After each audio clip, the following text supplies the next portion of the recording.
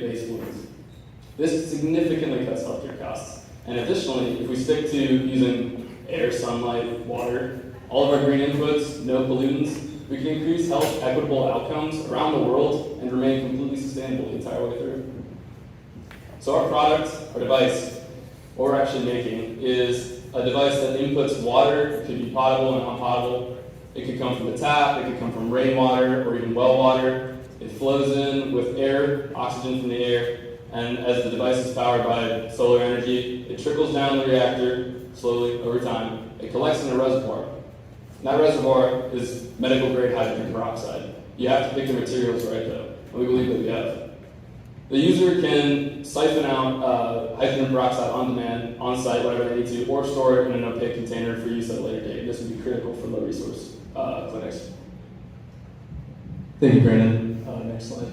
Kind of moving on to our business model and kind of the focus of how are we actually going to execute this. Being in these impoverished and kind of low access communities, we believe that we need to kind of be a one-stop shop per se for this resource, because we don't want to have to deal with other companies dealing with the maintenance or the training and whatnot.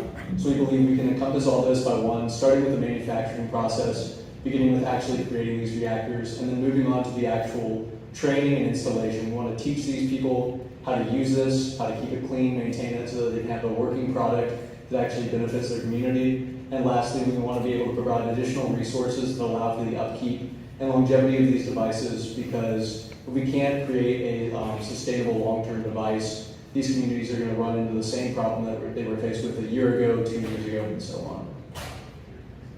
Now, so going to market over the next month to 6 months into a year, we kind of wanted to lay out what our plan is for actually creating this viable product and creating a solution that can be then implemented in communities across the country. To start, we want to continue the actual process of interviewing and doing more market research, finding, okay, is our idea 100% set in stone? We're obviously 99% positive now, but we want to make sure that there are no more kinks that we need to work out, no more hoops we need to jump through in terms of the actual ideation of the product. From there, we want to actually then kind of move to creating our functional reactor. Once we finalize which materials we're picking for that, as Brandon will discuss later, potentially with kind of what we've decided is the best approach. We then want to have that functional reactor that we can then take to manufacturers around the country and actually begin those partnerships to produce these, and then moving from there, find these communities and reach a sustainable quota for actually producing these devices and implementing them in these communities. And so lastly, a little bit about our team. We're missing 2 of our teammates today. They had prior commitments, so they weren't able to be here. But we have Brandon here. He's a BME. I have myself, Neil, an IE, and we also have Colin, who's an AE, and Philip, who's an MSE. So I think we really pride ourselves as a team on having a wide diversity of majors, expertise, and interests. And I think kind of what all binds us together is this passion for the global health space. And so I think kind of moving forward, we're really excited to continue to develop that passion and create this viable product that can potentially benefit these communities around the globe. Thank you very much.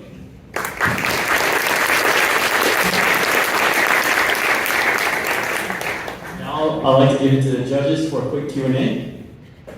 Okay, how did you become exposed to this problem in the first place? What drove your passion? Absolutely, thank you so much. So I'm a third year BME right now, I'm studying third psych. I was exposed to a really interesting problem, which was that there was in a Russian prison, people had tuberculosis and it was spreading rapidly. So they thought, we'll get antibiotics in these prisons and then we'll be able to cure tuberculosis. The problem with that was that they actually didn't receive the adequate dosage of antibiotics. So the tuberculosis that did end up coming back because they did not complete their antibiotic regimen was antibiotic resistant. So actually ultimately led to more deaths. I thought to myself, this would be very difficult if you didn't have access to antibiotics at all, because infections can run rampantly through low-resource communities. What if you were able to stop an infection in the first place? That led us to antiseptics, and we thought, why don't more communities have antiseptics? Let's keep infections from running rampantly through these communities. And the reality is that the current supply chains that exist to get things like hydrogen peroxide into these communities just doesn't exist. So we need to make it there. Thank you so much.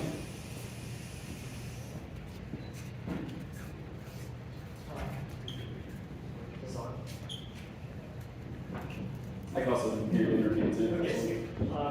Yeah, on the solution slide, I think it's the solution slide. You mentioned, oh, there you go.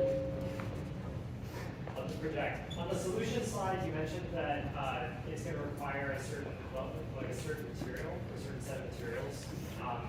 Do you know like, what those would be and how you source those? Absolutely. Trying to keep the cost down.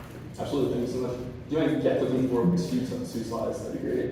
So here, this is a diagram from this is a research paper that was published in the University of Southampton. Critically, I just want to point out that there's some grid beds over here. So those are the parts of the catalyst bed. This is a trickle bed reactor. It flows down over those catalyst bits, and along the lining of these bits is different types of materials. In our case, we would stick to something like carbon-based material, or maybe a metal oxide. That's been shown by researchers at MIT, Carnegie Mellon, Rice University to be very effective through the oxidation reaction that forms hydrogen peroxide in water. For us, we might choose like a carbon nanotube material, oxidized or unoxidized, and we could do a metal oxide material. Common ones are like bismuth, vanadate. Those are materials that we might consider using. Cool, thank you. Awesome, thanks so much. One more. Who exactly are you selling to, and have you talked to those? You mentioned customer discovery is the next phase. For those that you've already talked with, who are those individuals? Yeah, that's a good question. So really fundamentally the market we're working in is cutting healthcare costs for especially local state presidents and stuff. For local governments, we're trying to cut healthcare costs for them. So we've been marketing with the state, like the local government of Juba, for example. We've been talking to them, we've been proposing to them that this would be a good program for government subsidy, for a government public program to help privatize or sell these to maybe private low resource clinics that may not be able to upfront the cost of this. And that's the market we're working in right now. So to do this, we would operate through maybe on-ground NGOs, so maybe like Red Cross or UNICEF, we'd have to get a partnership with, as well as simultaneously as forming those manufacturing partnerships to scale our product. Okay, one really fast yes or no. Does this require any regulatory approval from any sort of governmental agency or around the world? Yes, ma'am, I believe it's a class 1 device, that's it.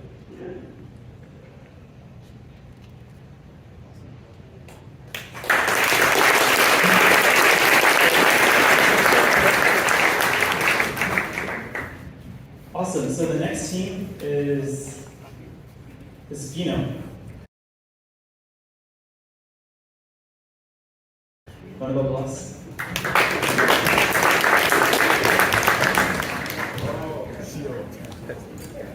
Hey everybody, we're Team FINO. We improve the security of apartments, schools, and corporations for their access cards. I'm Raven. And yeah, that's our team. So, Aslan Glovich.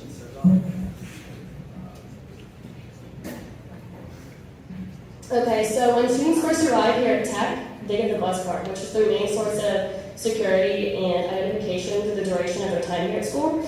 It looks like any other card, whether that be a credit card, driver's license, or hotel room key.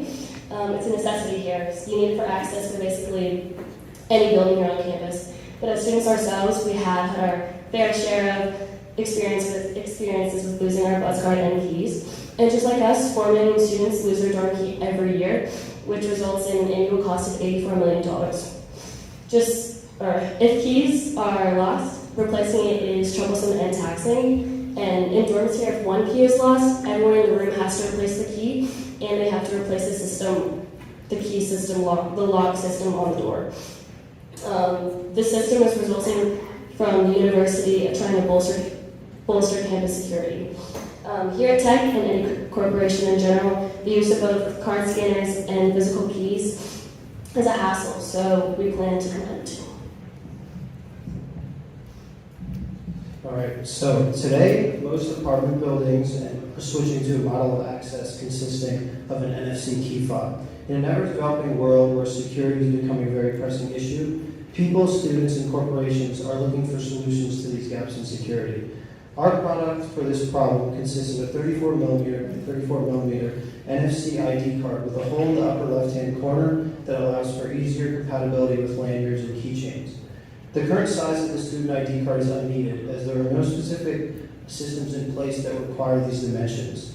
We envision revamping the identification system here at Tech, other institutions, corporations, and apartment buildings that have NFC identification. Presently, anyone who finds a lost physical key is unaware of who it belongs to, and in worst cases, it grants access to the door it opens. When our system is put in place, NFC scanners will become the primary way people enter buildings and dorms for the case of schools. If our smaller product is lost and found, the owner is immediately identifiable via photo and phone number on the back, as opposed to a normal key. If our card was attempted to be used by someone who is not the owner, security would immediately identify the intruder, as they won't match the ID present on the card. Additionally, if a user loses our Pheno card, we plan to develop an application that allows for quick disabling ability of the card. With one product, we plan on eliminating the pain point of security in schools, apartment buildings, and corporations. So from this graph, we can see that the current NFC key fob and regular keys have no identification aspects, and the modern key also can't be disabled. Additionally, the regular bus card lacks lanyard compatibility. With our design, we combine the best aspects of all these products into one compact card. So yeah, and as our business plan, we're going to go to B2B to C, and we have two models. As for partnering with schools, which is where we plan to first develop our product, we plan to partner with Transact, which is the largest manufacturer of these student ID cards. They currently have 12 million students under control. And we plan to be an OEM manufacturer to them, where we would license out our product to them, where then they would distribute to the schools. And as for apartment buildings, we would plan to partner with those facilities and those developers to implement our system. Because currently, as the world moves towards a more digital away from keys, apartment buildings and corporations are going to key fobs, which lack a ton of security, as I said earlier. One, if you find it on the ground, you can just use it and no one knows necessarily who it belongs to right away. And furthermore, we also will have a phone number on the back, so if you lose it, you can be contacted, which is something that lacks heavily in current systems. So yeah, as for our pricing model, we're going to be charging $10 per card, which is relatively industry standard. And here at Tech, actually, they charge $50 when you lose a card. So that's a little bit funny. And because if we are going to be implementing these scanners, which is most likely going to be what's happening, as a lot of places don't really have scanners yet, it's going to be about $50 per scanner, which we can 100% do, and it includes installation fees as well as the actual product itself. And we'll also have a SaaS model where we actually develop the app and sell that on a recurring revenue, so we can actually get predictive revenue. And we will be knowing security and implementing security features and rolling out updates to make sure that we always stay on top of the game. And so, as you can see from our pricing model, we will be charging per user on that security model. That's how we will be doing that. And as our market, our TAM is 183.84 billion. This includes the total security market that we're trying to get into.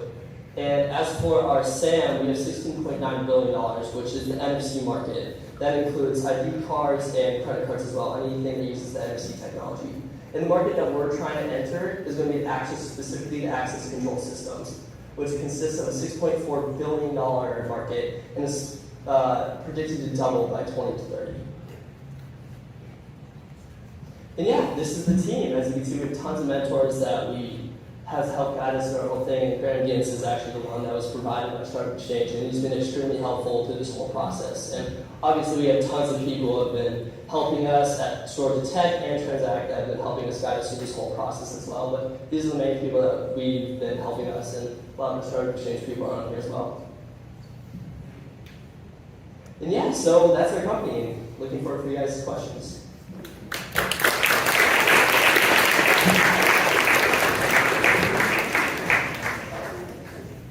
Yeah, thanks for that presentation. Just want to go back to the problem slides, or you don't have to, but there's a point on there. Yeah, so keys cannot be disabled and offer a huge security risk. I mean, while that's true for mechanical locks, the RFID and NFC. The RFID and NFC tags are usually, you're going against a scanner, the scanner's networks, your database lookup. Furthermore, like most people have, or many people have an NFC compatible Android device or an iOS device or an Apple Watch or something like that. How do you consider a world where you don't necessarily have to go to hardware and OEM at first, but maybe go to market with something simpler like a software tool like you're already thinking about? Start with software, target the individuals who have those NFC devices and then use that, because it seems to be like it might be better access to one period Yeah, no, 100%. We actually have a whole other, we have a whole Google Doc on everything where we're developing the app, and we do have plans to develop an NFC-enabled student ID card as well for corporations as well. We just chose to go this route as of now because this will help us launch off the ground, and it will be a better go-to-market strategy rather than spending a lot of money developing a software app it's currently like Apple phones don't really offer that NFC capability to unlock phones or unlock doors yet. And that we don't know when that's going to be rolled out, and it could be a long time. I know there's actually just starting to develop an actual ID card from the government, like student, like government issued ID card. So there are a little bit more ways out for, especially Apple, for actual access control via your phone. Android, on the other hand, does have some systems for low-grade level security, not exactly what we're looking for yet. I use my iPhone every day to unlock the door on an HID device at my office. So help me understand why I wouldn't just do that. And there are companies like Secure or HID, a bunch of other ones that are doing that. So HID is actually a lot less secure than you think it is. I was able to copy it in about 15 seconds and get into the whole tech systems and unlock doors that way. And that poses a huge security risk if you ask me. If I was able to do it, like I said, 15 seconds. So why not just solve that problem and not have to manufacture something? Because I don't see how that's a success within the app. Well, because I said like the app we can't really develop because there's not really systems for the iPhone to use the security we want to. Because if we create a system that can be easily hacked through the phone, it doesn't really make much sense. Because there's not really, you can easily put a scammer on there and take that data. Does my phone have to be hacked in order for the system to be hacked? Or you can just hack it? No, you can just hack the system really easily, actually. So like banks use this. Banks use I a know different I work for technology. one now. Yeah. What? I work for a bank now. Yeah. So banks use this Bank- technology to hack. Yes, but they actually the way they do it is because they're connected to the internet. The card, because you have to do it through your phone, it actually switches. When you do it through your phone, it switches the data type each time. So it's not the same use of data each time. What about device management? Can't you install a device management protocol on the devices in order to allow them to access it? Access to NFC ability? That's not available yet. But we do have plans for when Apple announces that it could be used, like in the technology that we want to be, in the security systems we want to be used. We do have plans to implement that relatively fast, because that is the market we want to go. But as of right now, this is where we are at. And yeah, I mean, cards don't die either, so yeah, don't like a lot tighter around your phone, guys. Any more questions?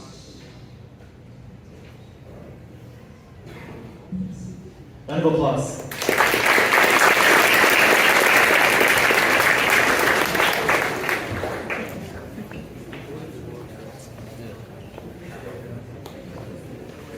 So the next team up is Team Insight.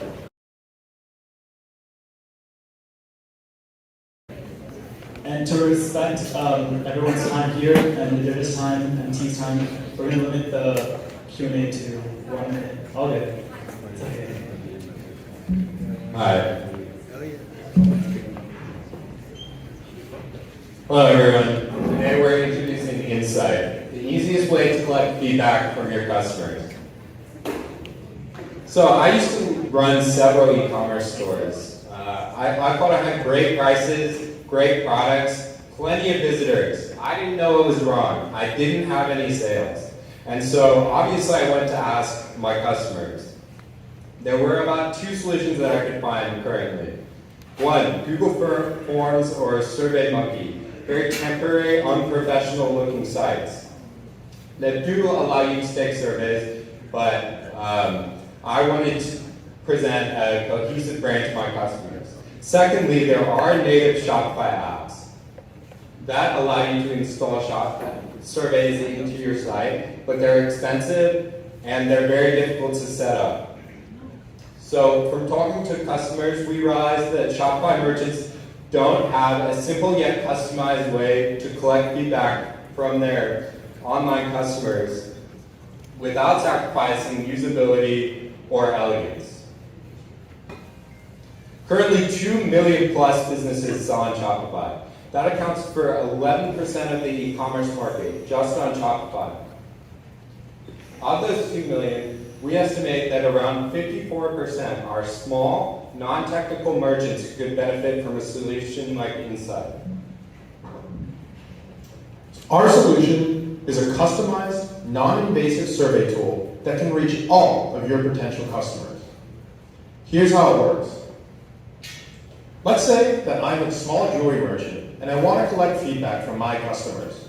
I download Insight, add the questions that I want to ask my users, and then I go back to the Shopify store editor where the widget automatically populates in the bottom right-hand corner. And as you can see on the left, you can change the colors and the font so that it matches your site perfectly. And as you can see, my consumer sees an elegant, sleek survey widget that doesn't intrude on her buying experience, and they can give feedback whenever they want. So who are we up against? Well, we've narrowed down our competitors to two big groups: Google Forms style survey tools and Shopify apps that are post-purchase. After talking to potential customers, we quickly realized that they deviate away from Google Forms as it looks unprofessional, and they don't like post-purchase surveys either, because it only reaches a very small percentage of their visitors. Here's where we come in. At Insight, we're a survey widget that can reach all of your customers. We're non-invasive, so we're not an annoying pop-up, and we match your style. And guess what? We can set up our tool in under 3 minutes, and it's at a cheap price of only $8 a month. Currently, 5 companies are working with us, and they have already put live surveys on their websites, and they have been able to tailor their products to suit their customers' needs. So far, hundreds of surveys have already been taken. For example, one of our pilot customers, Miriam from Rawhead Bread, through our tool was able to find out that she needed to make her brand more nutrition focused instead of taste oriented.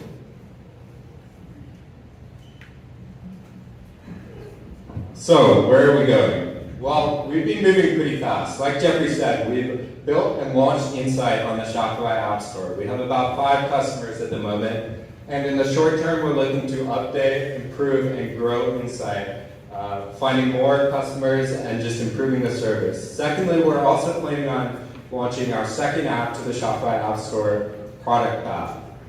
In the long term, our vision is to level the digital playing field between large established brands and small independent merchants. You can follow along our progress at blog.dashminds.com. I've been Addison Hawk. I'm a student at Babson. I'm Jeffrey, a comp sci major at Georgia Tech, and right now our primary goal is to get more free users, and we hope to be able to reach 100 users by the end of this month. Thank you.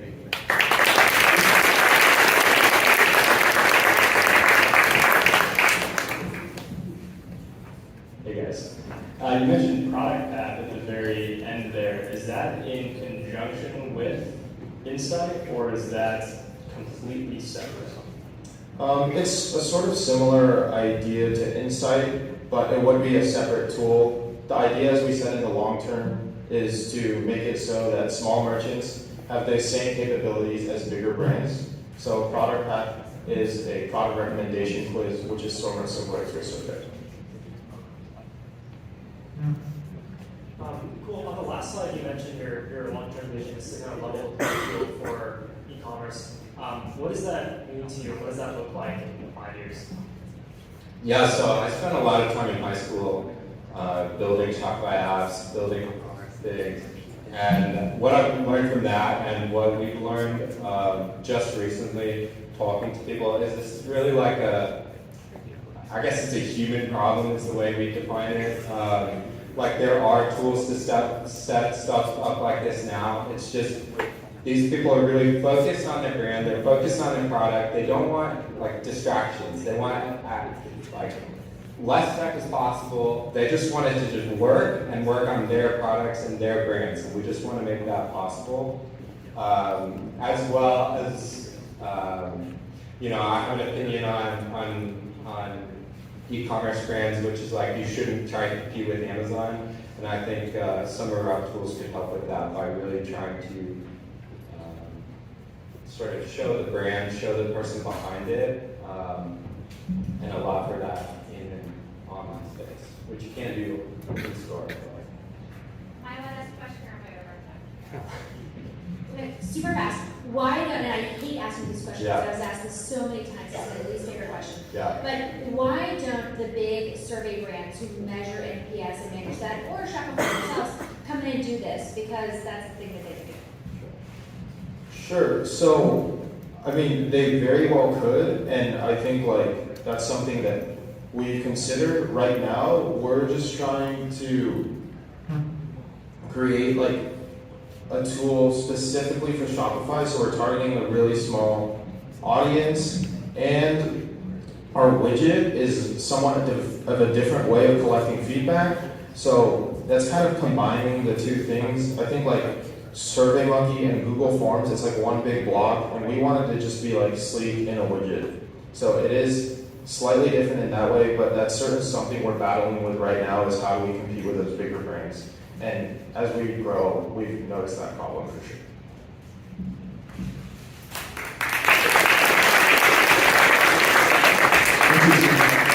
So the next team up is Jargon.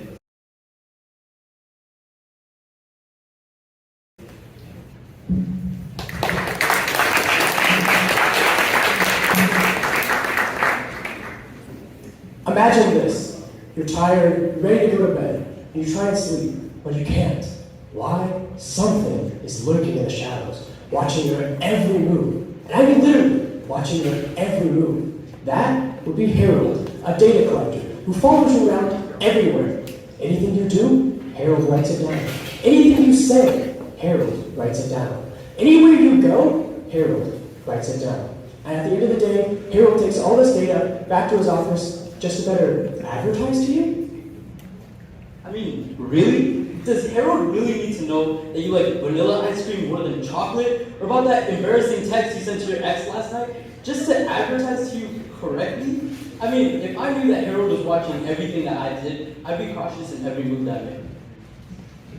Definitely. For many users online, we get exposed to Harold daily, with 81% of people saying they have no control of getting rid of him. We either have two options. We can change our settings online, or change the way we act online, or we can just accept that we no longer have privacy, if we want to accept the full person of the web.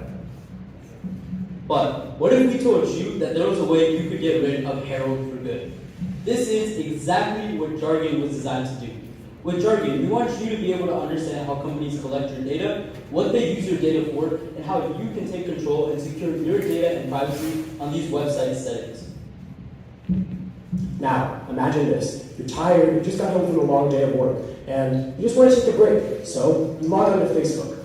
But before you give away your name and address and the rest of your personal information, you realize you have the Jargon browser extension. You click it.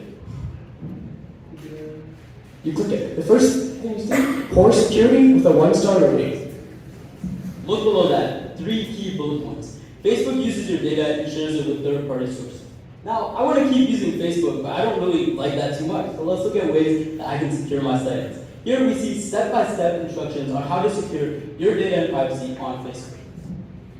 But let's say maybe Facebook doesn't have enough change to your liking. So let's go back and look at a list of alternatives. Diaspora looks good. 5 out of 5 stars. Let's go here.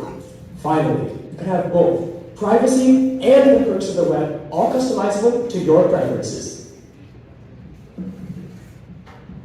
With so many new privacy-based startups, the current privacy industry is valued at $1.57 billion. However, this is expected to grow all the way to $17.75 billion by 2028. To put this into perspective, this is over a 10-fold increase. For early adopters, we plan to target existing users of some privacy alternatives, but we expect we can expand our service to everybody. Look at some competitors. Jargon is extremely accessible in the form of a browser extension. It also lists privacy concerns in a simple and to-the-point manner in 3 simple bullet points. This just leaves DuckDuckGo Privacy Essentials, which doesn't provide the user with any tangible next steps on how to secure their privacy. So, what's next? Our MVP is currently in the process of being reviewed by Google to finally be placed on the web store. Once that is complete and we have some feedback from our users, we hope to integrate this feedback into our product.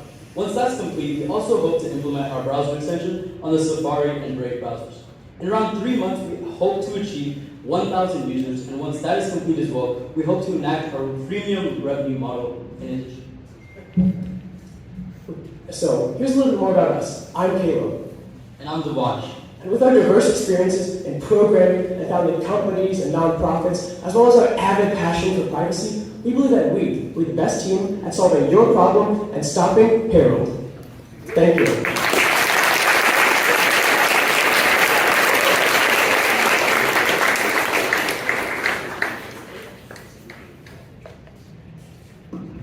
Sorry, I got it first. I have a question about the browser extension. If you think about browsing activity, so much of it happens on a mobile device. How do you think you bridge that gap? Because I think especially with social media, a ton of it happens in a mobile device. Sure, yeah, we completely understand that. At the moment, we're primarily looking at, just having this in a browser extension, which will work on a laptop or a desktop. But going forward, we also want to integrate this into an app. But we see that as being a little bit further down the line once we establish a browser extension. Cool. So, as a DuckDuckGo Android Firefox Arch Linux user, I greatly resonate with the story of Harold, and I thought that was a fantastic way to kind of set the stage. No one wants Harold looking at all their stuff with a dick. I also thought it was a nice use of Facebook. Sorry, anyone if you're offended by that, but I thought it was a nice use of Facebook as an example for the data hungry employer. Have you thought about what this looks like in the future of, like, I'm biased here looking at the spatial computing angle where we're going to have, sensors and radios constantly looking at us? Have you thought about kind of where this goes from here in terms of, starting the browser extension, going to mobile, kind of like you were saying, and beyond? I mean, we primarily kind of looked at just how we can, really right now understand how we can be more private online. But the second part of the question, asking about spatial computing, is that kind of more just general vision for where this goes. Oh, I mean, the general vision would be that everybody in this room has the Jargon browser and they know, okay, when I'm using Facebook, I can just turn on this, and this, and then now I'm secure. But I mean, obviously right now we want to target a very specific group of people.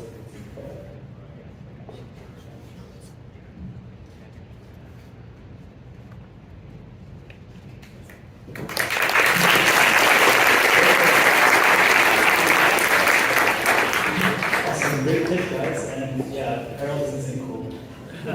So now, last but not least, we have Token Stack.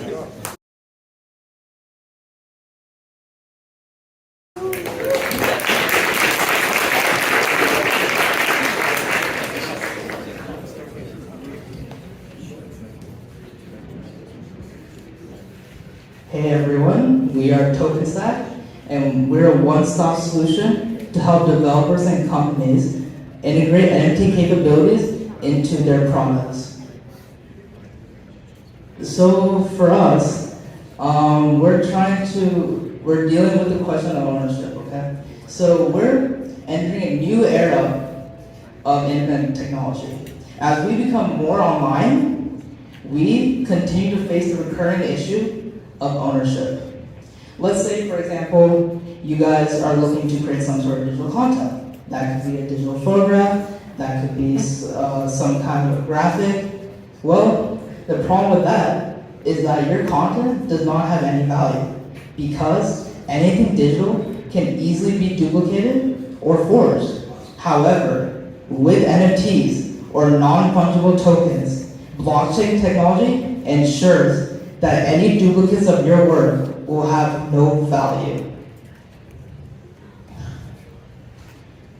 So why are companies getting into NFTs? So it all has to do with the concept of verifiable ownership. So basically, there should be a way for anyone to be able to check who owns what on the internet. And through blockchain, through NFTs, that is the way to go. So if we expand more upon this, if we look into Adobe, so they're currently building a feature that allows music artists to, digital artists actually, to convert their digital creations into NFTs and then allows them to monetize it from there. Also, Oculus is another company. They allow musicians to actually sell their music copyright in the form of an NFT. And so if we look at the NFT market, their valuation of the NFT market is over $1 trillion. And as we look more into the global demand for blockchain developers, we see that there's a 300 to 500% increase every year for blockchain developers. But for the average company that wants to get NFTs, they need these blockchain developers. The problem is there simply isn't enough supply of blockchain developers to match that demand.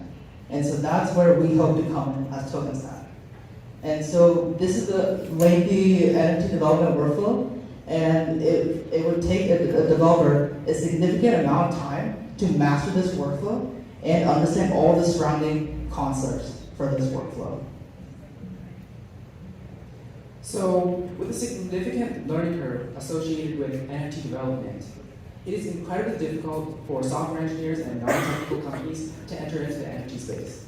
Along with this, the existing NFT development infrastructure is severely lacking and requires a lot of capital in order to enter into the space and develop NFT technology.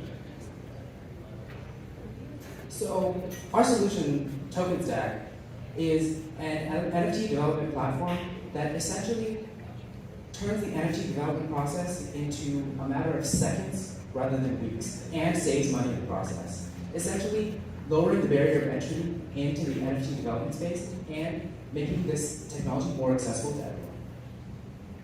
So, how does TokenStack work? Firstly, let's talk about development. So it's very easy for a developer to integrate the TokenStack API into their application. After they do so, we have a series of development tools to help create NFTs or mine them. After an NFT is mined, we have a suite of visualization tools that we use to essentially visualize NFT creation. So with TokenStack, you can see that it vastly simplifies the NFT development workflow into simply setting up your wallet, and then you can use our TokenStack API to then integrate with to essentially create NFTs and etc.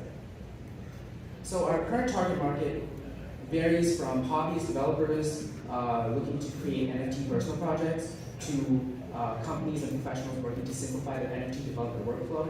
Our current target users are around 70 million and are split between these three different categories.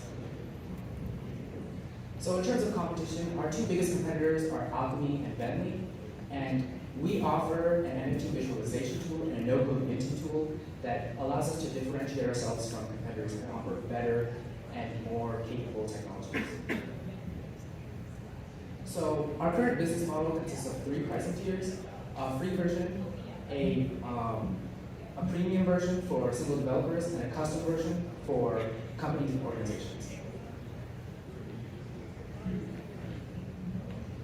Thank you all for listening. My name is Neetan. This is Mohit, Yathar, Samrat, and here at TokenStack, we are building the future where developers and companies spend less time agonizing over NFT infrastructure and more time building brilliant products for all. Thank you.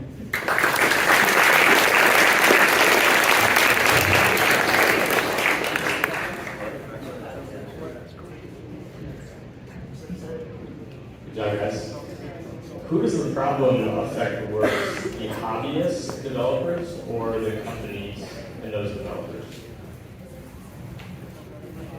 We would definitely say it impacts companies worse. A lot of companies are literally having to spend millions of dollars each year just to fund developers, and especially for just having regular software engineers from the company get into blockchain technology.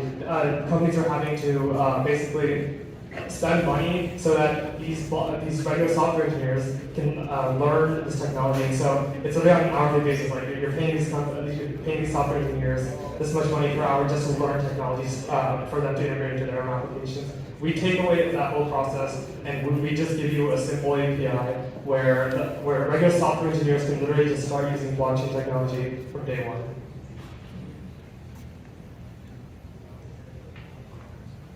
What, I guess, which companies or which sectors are most interested in using NFTs, and specifically using NFTs in more of a templated approach, which is based on the pipeline slide that you had up. It looks like TokenStack is taking care of a lot of the pipeline, including the process of writing a smart contract.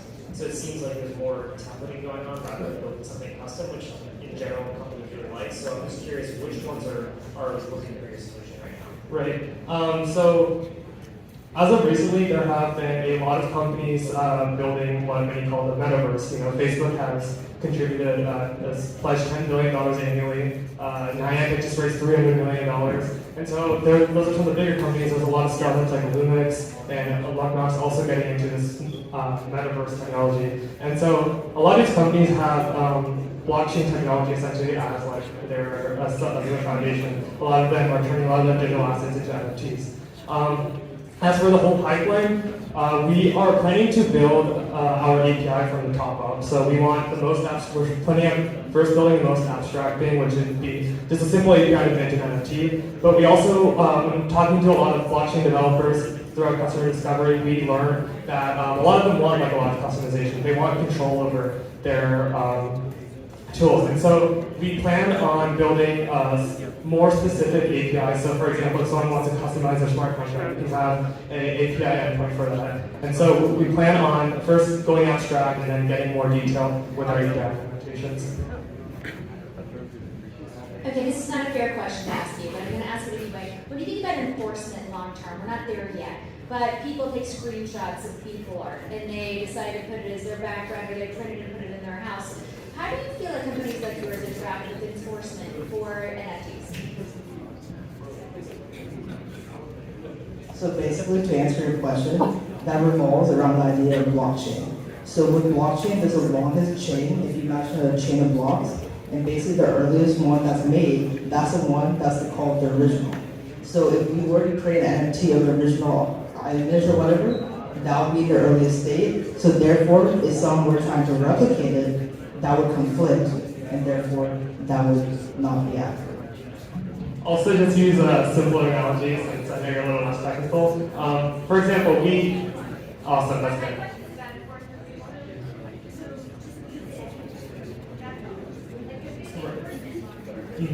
Yeah, so let's say you have a painting of the Mona Lisa. There's an original, and then I can always take a picture of it, but you can find a picture of it online. And you can make a printout of it, but the original will always be worth that much. So it's the same idea here. We are essentially taking digital art and we're putting it on the blockchain so that if someone were to ask, oh, like who's the artist, like you can't claim it's you because on blockchain it says it's XYZ. So in terms of like enforcement, in terms of someone just hanging up a piece of art from the internet, that you can always find that specific piece of art on the blockchain.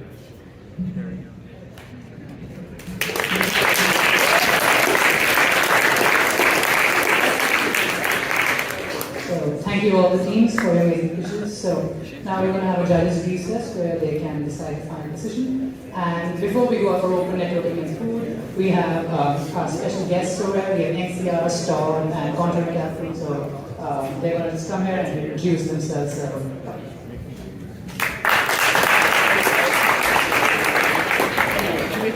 Awesome. We'll be super brief. I just want to say awesome job to everyone that pitched today, including TokenStack. They must have had a really good mentor. I really appreciate it. You guys made me super proud, and I think everyone here should really soak this in. Look at how many people are in this room. Look at how good of a support system you guys have. So many people get burned out from startups and this sort of stuff, so you guys should really enjoy all the friends that you meet through this. I've had a lot of fun through Startup Exchange, and I'm also here at NCR. I manage the Innovation Lab, and we look for students to join our team for internships, for full-time, with literally so many skill sets that you guys probably have. Whether it's engineering, product, entrepreneurship, we're doing a lot of work with venture capital as well, and so I would say a lot of buzzwords. You know, that's kind of what we do: blockchain, machine learning, all that sort of stuff. We'll be over here if you want to talk to us and ask questions. I'm going to pass the mic to Alex. He can just tell you a little bit about what it's like working in the lab. And Tony here is also our head of recruiting, so he can say a couple words too. Thanks. Hey everybody, I'm Alex. I work at NCR under Brent, and I specialize in blockchain technology and cryptocurrency. This stuff is really cool that y'all are doing specifically. If you want a chance to do this or try it out at a big company, the Innovation Lab basically, we do a lot of stuff in the same vein as what you just did, or what it just presented, except that it's backed by dollars of the Fortune 500 company. So the work that you do gets funded and it influences $100 million acquisitions. So if you're interested, please come talk to us. We're hiring. Oh, also specifically we're hiring venture architects, which is specifically the skill set that it seems like they're training you at this club. So yeah, talk to us. Thanks. Thank you, Alex. I'll try to make mine really quick here. So yeah, my name is Tony Burdett. I'm the Global University Relations Leader at NCR, which is right next door. Very glad to be here. As Brent and Alex have stated, we love our partnerships that we have on every level in regards to these events. To kind of highlight our points, we have a lot of opportunities right next door in every single space that you could possibly think about. So definitely stop by at our table, connect with us, follow us on LinkedIn through other sources. Love to chat with you about all the great opportunities we have. And again, great job by all the presenters. Fantastic job all the way around. Thanks, everyone.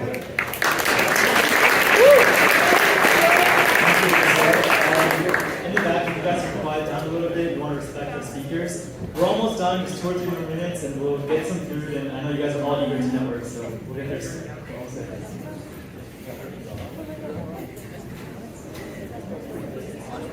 Hello. Hi everyone, this is Noor from Contrary Capital. I basically lead Contrary Capital's investments coming out of Georgia Tech. And if it's your first time hearing about Contrary Capital, we basically exist due to one simple reason. We exist because we believe that most great companies were started by young, first-time founders fresh out of school. So we raised a fund backed by many of those people, including the founders of Tesla, Reddit, and many more iconic companies to support people like you. We combine a sophisticated software platform, a world-class talent team, and scouts to identify and invest in the world's top talent first, and then relentlessly support them from seed to scale. In terms of whom do we invest in? We invest in the university's, university brightest entrepreneurs, be it students, be it faculty, be it recent graduates, at top schools across the country, including GT. So a question that might be currently in your mind is, when do I reach out? And my answer is going to be as soon as possible. If you have an idea, a project, a startup, please reach out. It's never too early to start a conversation with us. We genuinely love talking to founders in the very early stages of starting their companies, because that's when we can have the most impact and be the most helpful. So catch me there, or feel free to email me at nmuf@contrarycap.com to set a one-to-one. And thanks everyone.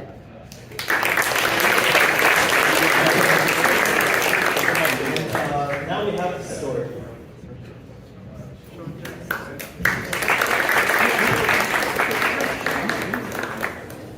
All right, so I'm the VP of Engineering at Steward. Before that, I was the CTO of BetterCloud. I've been doing startups for most of my career. I'm almost 50, so startups keep you young. That's another reason to do startups.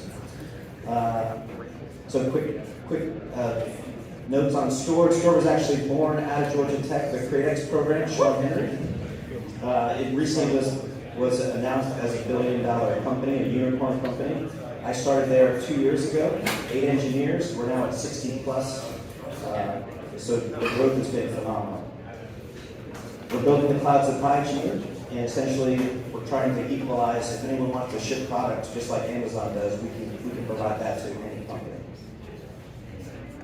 We're hiring, so we're doubling the size of our team this year, so we're looking for full-time and interns. And so please come talk to me. Sierra, Gary's not at the back. And I asked Sierra if she had anything to say, and she had some pretty good advice that I thought she should share with y'all. So, Sierra. Hi guys, I'm Sierra. I'm on our talent acquisitions team at Sword. I would say definitely coming to events like this are great for networking and also just learning a little bit more about companies. Another great way that I always tell people, I'm huge into LinkedIn. It's really a living, breathing resume. So while it's great to have one on paper, I would say my biggest piece of advice, it's worked for me over the years, is having it's never too early to make a LinkedIn profile. It's never too early to have all the right stuff on there. Connect with people like me, my colleague Darius, and follow Sword. We're set in 2022 to hire 1,100 positions. So yes, we're definitely looking to network and meet every single one of you at our table. Thank you.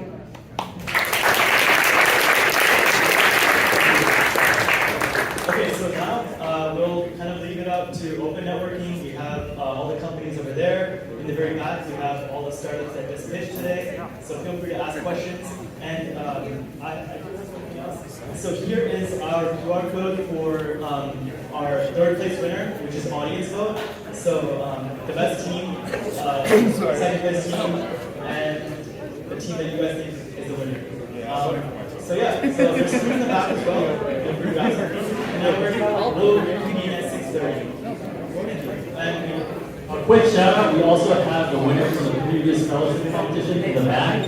He runs SNAG. If you guys are interested, feel free to talk to him.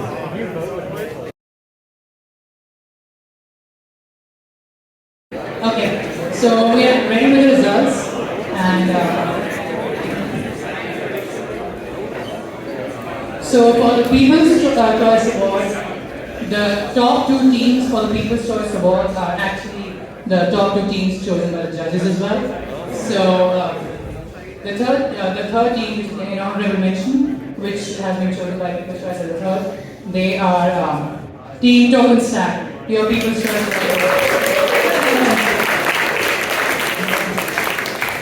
And I'd like Tom to come on stage and give his results for both the first and third teams. Cool.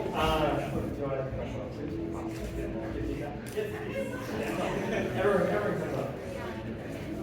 Cool. So yeah, I'll announce the runner-up first. That was Earthheal.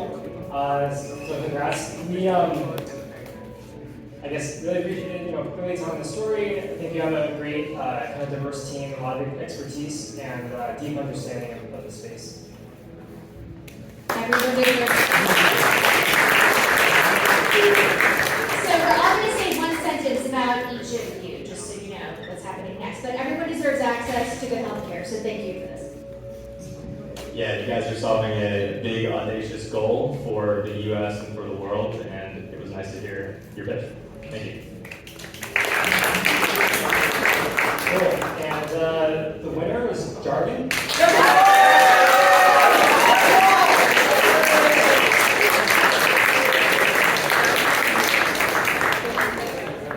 Cool. Yeah, we really appreciate the cohesion in your team dynamics, your presentation. Clearly, you really care about educating people and helping them stay safe online. Keep it up. We need more privacy preserving our countries. Thank you. I think it's also great for all of our aging parents who need this kind of support, and now I'm going to have to go home and rewatch that South Park episode. Yeah, guys, you had a great pitch, involved the humor in it. It was enjoyable to watch. We backed it up with a product that has a lot of applications, especially the step-by-step on what actions to take to protect your brand.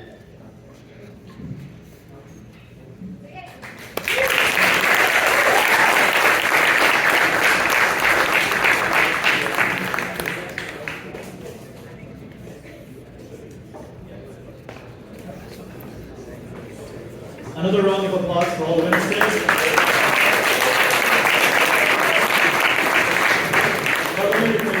I mean, these guys are winners, but I think all the teams here are winners.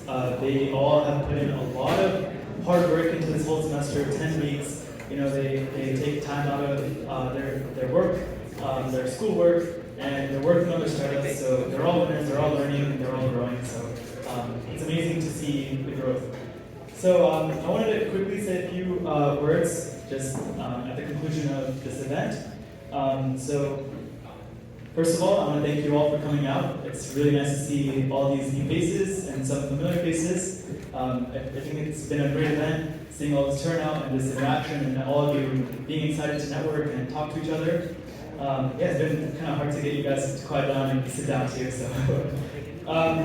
So now we've officially ended our fellowship program this semester, and it's been very successful. I want to thank all the teams for participating this semester, being on top of it, communicating when they have to, and just respecting our time and of course the other team's time.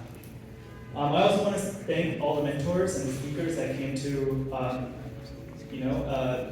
this event, and also the ones that couldn't make it to this event, who's been in the background working with all these teams, meeting with them weekly, even coming up speaking with our teams as well. And I want to thank our special guests, NCR, Stored, and Contrary Capital. Thank you all for coming out and supporting the program.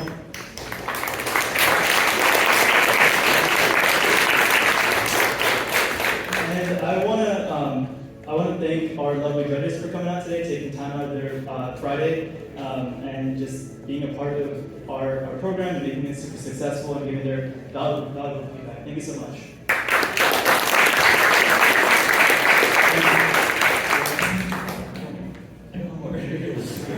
All right, final thank you before Part takes it away from me.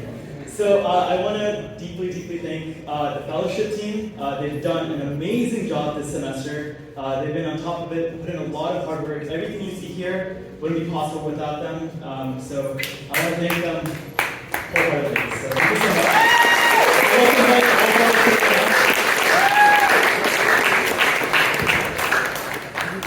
So before we end this event, this is our Director Ivan's last semester here, and we really want to thank him. So you might want to we want to thank you for all your work for all the semesters. Like he's been most active. He's had all the teams. I mean, all the teams would agree with me. He's been helping all the teams for everything. He's like a silent hero behind all the pictures you've seen. So would you like to take over? Yeah. So I want to give a personal thank you to Ivan. He's the guy that actually got me into startups. Him and Praneet is back there as well.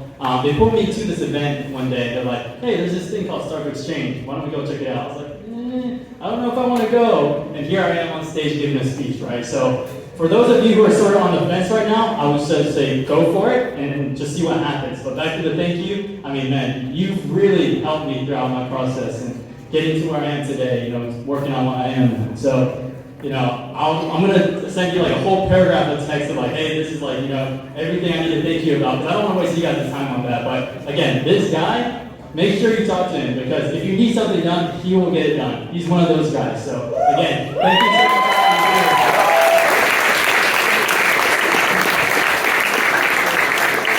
I appreciate